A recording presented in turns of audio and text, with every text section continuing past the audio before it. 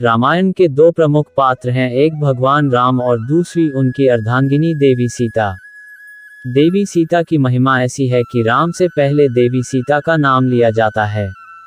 देवी सीता को लक्ष्मी का अवतार माना जाता है, लेकिन विभिन्न रामायणों और पौराणिक कथाओं में देवी सीता के जन्म को लेकर रहस्यमयी और रोचक कथाएं हैं। इसकी वजह यह है कि देवी सीता के माता पिता भले ही सुनैना और राजा जनक कहलाते हैं, लेकिन ये केवल इनके पालक माता पिता हैं। इनका जन्म भूमि से हुआ है, इसलिए इनके जन्म के संदर्भ में कई कथाएं मिलती हैं। इनमें सबसे प्रचलित कथा वाल्मीकि रामायण की है। महर्षि वाल्मीकि ने अपने रामायण में लिखा है कि मिथिला राज्य में अकाल पड़ गया। ऋषियों ने राजा जनक से यज्ञ का आयोजन करने के लिए कहा ताकि वर्षा हो।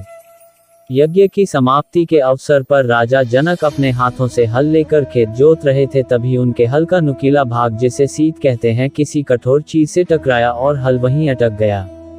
जब उस स्थान को खोदा गया तो एक कलश प्राप्त हुआ जिसमें एक सुंदर कन्या खेल रही थी। राजा जनक ने उस कन्या को कलश से निकाला और उस कन्या को अपनी पुत्री बनाकर अपने साथ ले गए। निसंतान सुनैना और जनक की संतान की इच्छा पूरी हुई। हल के सीत के टकराने से वह कलश मिला था जिससे सीता प्रकट हुई थी, इसलिए कन्या का नाम सीता रखा गया। देवी सीता से संबंधित एक अन्य कथा का उल्लेख अद्भुत रामायण में मिलता है।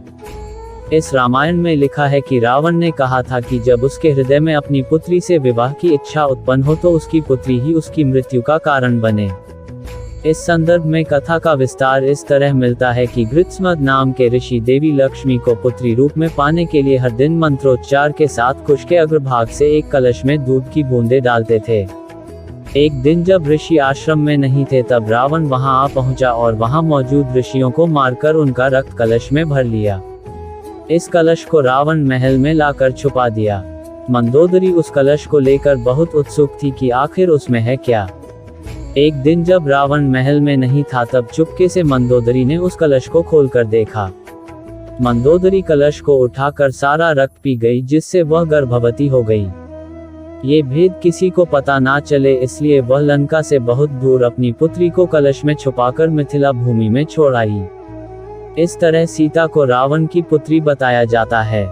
देवी सीता के जन्म की तीसरी कथा वेदवती नाम की एक ब्राह्मण कन्या से संबंधित है, जिसका उल्लेख ब्रह्मवैवर्त पुराण में मिलता है।